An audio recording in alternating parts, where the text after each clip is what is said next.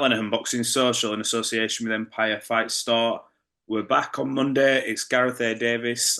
Gareth, cheers for jumping on. It's been a good weekend of boxing. Some news, a little bit of news coming out this morning. I've read about Canelo and Eubank, and we'll get into that. But a fight at the weekend which started like a chess match ended up turning into a little bit of a firefight, a bit of drama.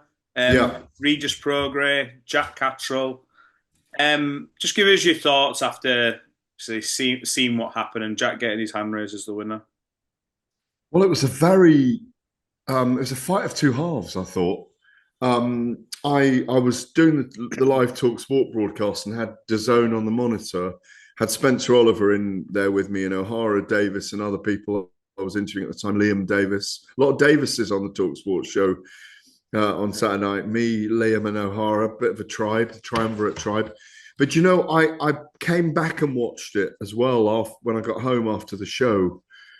And believe it or not, after 7 rounds, I had it 69-64 to Regis, Yeah, weirdly, because I'd given him a 10-9 in the sixth.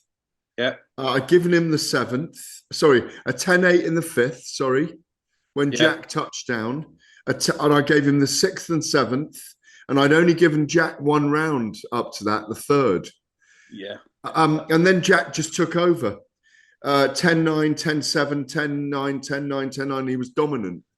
And in the end, I had it 114, 112 to Jack. He was a clear winner, but I didn't have the wide margin of 117, 108 or 116, 109, because even though, if you look at the generality of the fight, yeah. Jack was the stronger, much more youthful.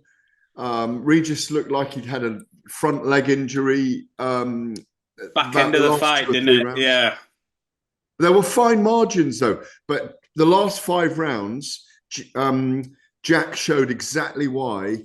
Patience, world-class range and timing, world-class poise and picking of his shots. He's a really difficult guy to fight against. That crouched shell, hmm he's a really big 10-stone fighter. And I understand why Eddie Hearn, Tony Bellew, obviously people that sing his praises, say he may well be the best 10-stone fighter in the world.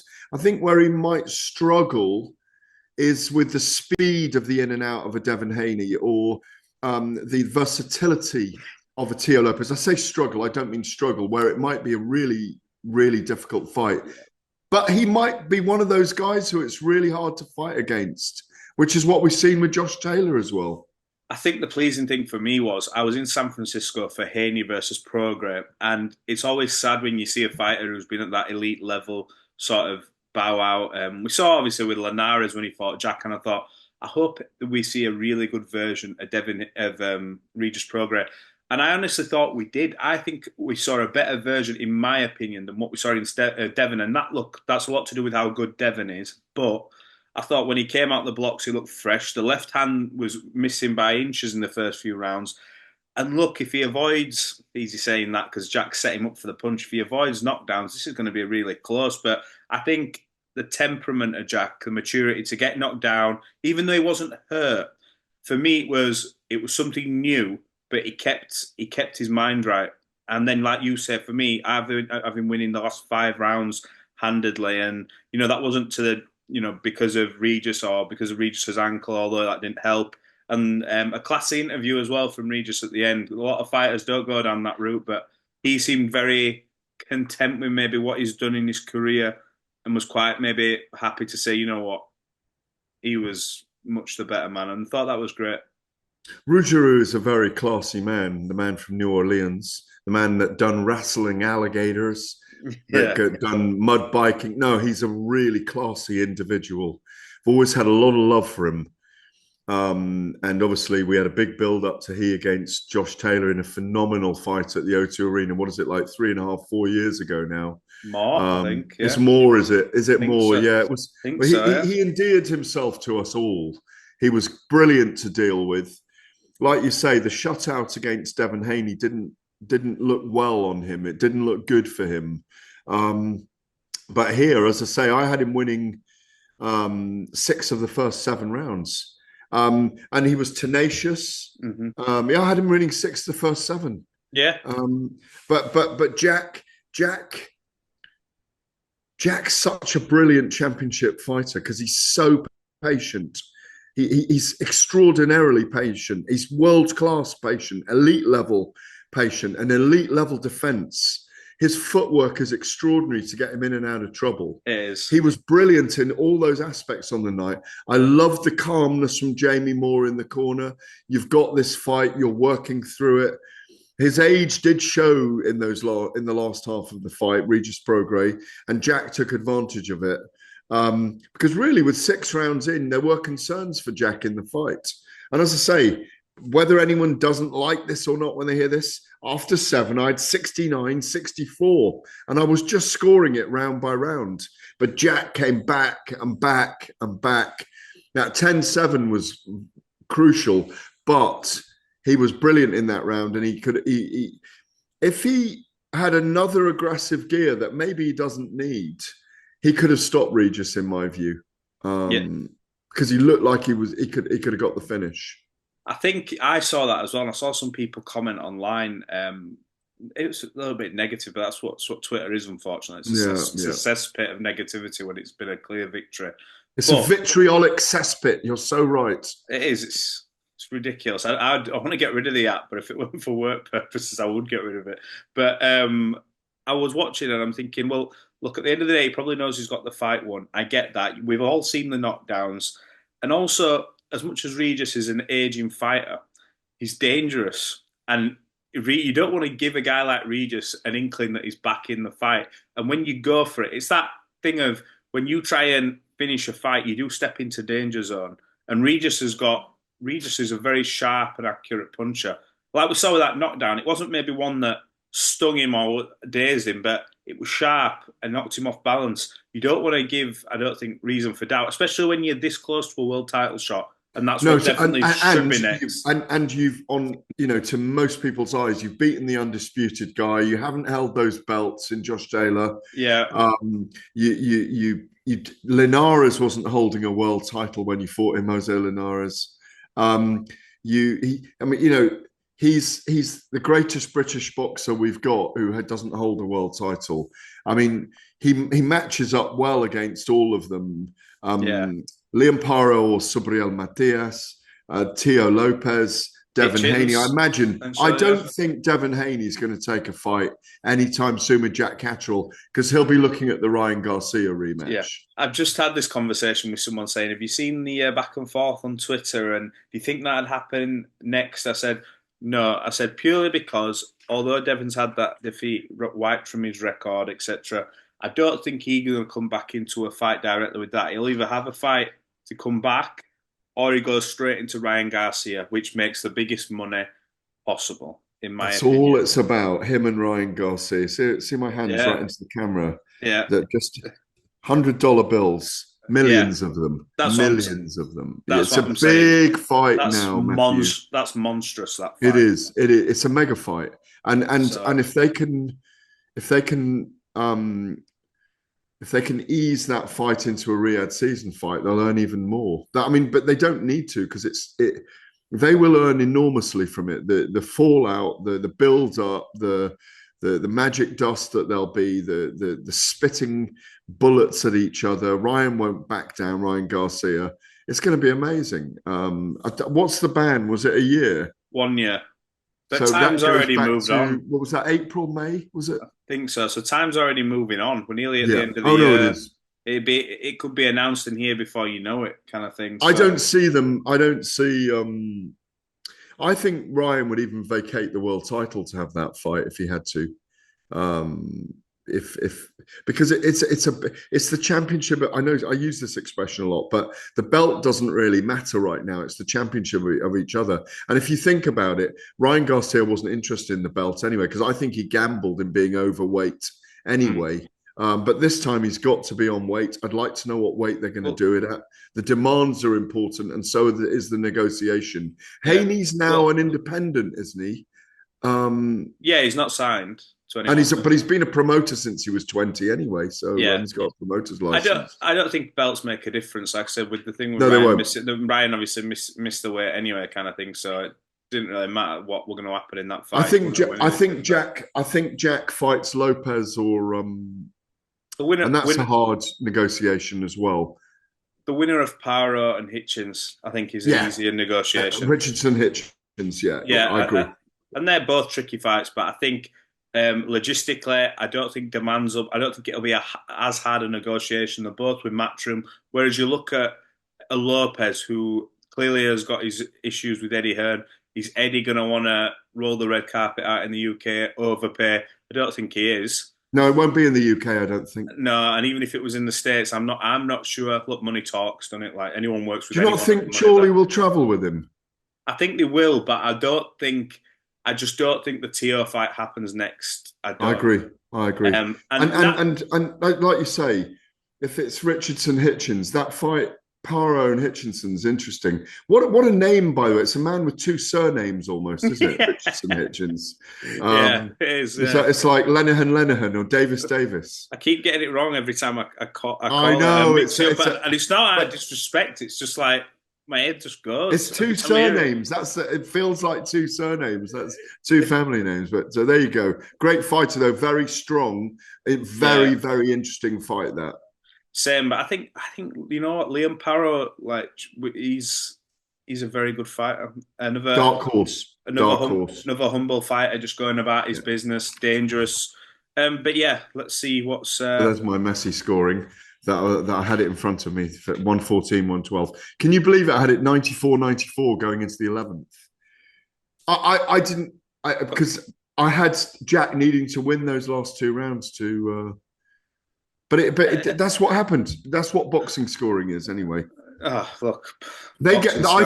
I think the judges gave I think the judges also gave Jack I gave Jack the last six five and seven, rounds. 6 and 7, which were close rounds. I gave Jack 1, 2, 3, 4, 5. I gave Jack 6 and I gave Prograis 7, but I have a star next to them, to one of them, because I thought it was a swing. But both, well, in the end, I had Jack winning But 7 rounds, 1, 2, 3, 4. I had Jack winning 7 rounds to. I had Jack. Sorry, I didn't. I had Jack winning 6 rounds to 5 and 1, 10. yeah, we're not. No, I can't be doing that right. miles Hang off. on. There was the first round. No one landed anything, so I No. scored that 10-10. Do you? I see. I tend to just pick one rather than a 10. No, I can't do that because if they don't, they didn't. It was a real chess match for 5 rounds anyway. Yeah. But, anyway, the right man won, which is positive. The right man won. Look, news this morning. Before we go on to news this morning, Michael Gomez, just quickly. I've not seen that. I don't think. Reece Belotti, he was taking his walk around the arena. Then all of a sudden, Frank Smith and Eddie Hearn are called to the back room, and the doctors have ruled Michael Gomez Jr. out of the fight. I know Kevin Marie's come out and made a statement. Have you ever seen that before, where a fighter arrives to the arena, and it's literally, we're all sat there thinking this is warming up to be a great fight. He sold like 700 plus tickets as Gomez, and then all of a sudden, fights off. And yeah, I'm thinking it has happened. It's certainly happened in MMA before, where they've not been well in the changing room, in the dressing room. There's nothing wrong with it, because if people aren't right, duty of care, safety, do not let them get in the ring. If they have an illness or a sickness, if they're vomiting, if there's, you don't want them going in there. Listen, some people wouldn't tell you. Some people put hair over a cut that they've had in sparring and won't tell you. That's warriors. I understand Reece Belotti's ire and his irksomeness at the fact that that Michael Gomez Jr. pulled out. Knowing Michael Gomez Jr., knowing his father, born in the back of a car in Navan Island, that he's a warrior. He's not a warrior. if I can put it that way. I don't see him as someone that would pull out. He loves to tear up. Yeah. But I understand Reece Belotti's ire and his anger because, one, he was ready for it all. B, his body would have been and his mind would have been ready. C, he'd have wanted to get paid. Eddie Hearn said he's going to get paid anyway. Michael Gomez, I think, should get paid as well, down to illness. Because if you're employed to do something and you have a genuine illness that a doctor says you've got a doctor's note, you should still be paid, in my view. Not that that should encourage people to do that, but how sad for Michael Gomez that he's gone through a camp, he's done all this thing, he doesn't even get paid. They should rematch them as soon as possible. I don't know what the illness is. We don't know. They haven't revealed it still on Monday. No, they said that apparently the doctors had done some form of testing on him, and they said no, you can't fight. Yeah, And that's the point that I made to Reese when I interviewed him. So we all got to speak to him a little bit, and I said sometimes, though, obviously, I'm sure Michael would have fought, and he's very adamant, which I can understand. Look, heat of the moment, but if a doctor says you can't fight, but the fighter goes, well, I am fighting, the doctor will ultimately win because of duty of care, etc. exactly. So. Did no one speak to Michael on the night then? We could.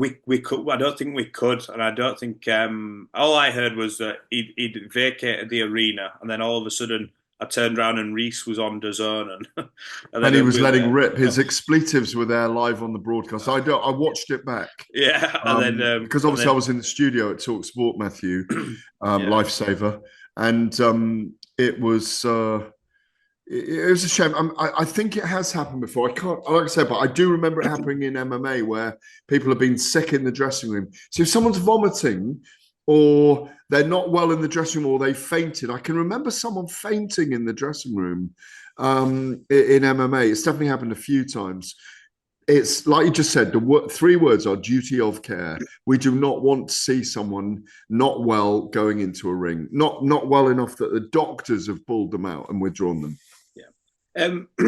Pardon me. In other news, this morning, Canelo Alvarez, Eubank Jr. preliminary talks have restarted. According to Ben Shalom, he says we've already started small conversations around the Canelo fight. If he's ever going to fight in the UK, the fight would sell out at Wembley Stadium. Thoughts on that? Um, that was on Sky Sports, wasn't it? Mm-hmm. Well, I mean, obviously, the fact is that Ben Shalom has a deal with Sky Sports, so they know something that we don't know right now. There were talks, I can reveal, there were talks definitely 2 months ago. Mm-hmm. There were also talks about Alim Kanuli, wanted to fight him. Who are the other champions? Sorry. Because we keep hearing the Conor Ben noise, but we still Yeah, not well, that's there. We're to waiting for a resolution on that imminently. how. I mean, I don't know what you're hearing on that, but how soon are we going to get that now? Because Imminently. I was hearing it was last week. I was waiting for news on it. It's imminent. We don't know what the news is. We don't know what the retrospective ban or future ban will be. But I was trying to speak to Conor Ben last week, and his team weren't ready for him to come and do an interview. They wanted to get the news out first of all, but they're still waiting for the resolution from UK anti-doping and the Boxing Board of Control. I am hearing that might be a ruse with Canelo and Eubank Jr. I don't know if it is a ruse. I'm saying it might be. It might just be talks ongoing, because I heard that maybe Conor Ben would have his resolution last week. But still waiting. Could be any day. All right. Well, let's see what happens with that. Fury Usyk, we didn't get a chance to catch up at the presser, but what did you make of Tyson's demeanour? Now, it obviously revealed what happened before the last fight, and I think that was to my question in the sit it down, was, believe it or not. and there wasn't. I think he said something along the lines of, and I don't want to misquote, I've got the quote in front of me, that he wasn't told officially, but he felt like there was. No, I can tell you exactly what he said. Go for it. You tell me. Because I was sitting there with him. I didn't know that was going to elicit that answer at the time. It was virtually the very last question the national newspaper kind of media asked him in a group sit down with about 10 of us. And I said, "You can have another child?" Mm. And he said, well, we've just lost one. We lost one in the week that I fought Usyk. Paris didn't tell me she had high blood pressure. And as you know, Paris always travels out. The wives travel out Thursday, Yeah. Friday, but be it Vegas or Riyadh, London. They come down, they're in the dressing room. And he said, Paris said she couldn't come. Turkey Al Sheikh said he'd fly her out. Her high blood pressure was there. He said he'd fly her out with a doctor on a private plane. Like Turkey would go to the hospital for Fraser Clark the other day when he'd broken his jaw. If people don't get it, this guy cares about fighters so much. He really genuinely has an empathy for them. He's a ruthless kind of a businessman in terms of what he's doing with the sport, but he is a man with deep empathy for fighters and a Yeah. deep caring about fighters. So Tyson said, I said to my brother, something's up here. He said, I knew it was a boy. She was 6 months pregnant. And my instinct was, we've lost a child. I knew it. And that's what he told us. And he said, I've got to stop talking about this. And she was 6 months pregnant. And he didn't say it was hard for him. What he said was it was hard for her as a mother having to do this and go through it without her husband there. And that's what he felt bad about, that he couldn't be there for her because he couldn't pull out from the fight. Footballers pull out of games. Cricketers pull out of test matches and go home when these kind of things happen.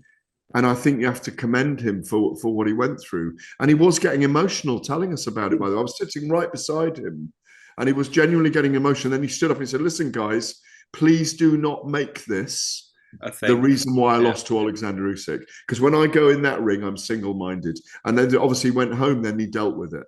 Yeah. And what nails she is, by the way. She's the nails. What a woman. And I think there were big stories afterwards in women's sections in the paper and so on. And read a really, really nice big piece in the Mirror by a female journalist. Her name escapes me right now, talking about how they've been through this before as well. And Was with it? Athena, when Athena was born, they had problems as well. Yeah, I think it was the Athena before Wilder 3, I think it Their was. And there seventh was child. issues, yeah. And I think there was something around even the Klitschko fight as well, if I'm not 100% Yeah, mistaken. well, no, when I was, the night that Tyson beat Vladimir Klitschko in Dusseldorf in November or early December 2015.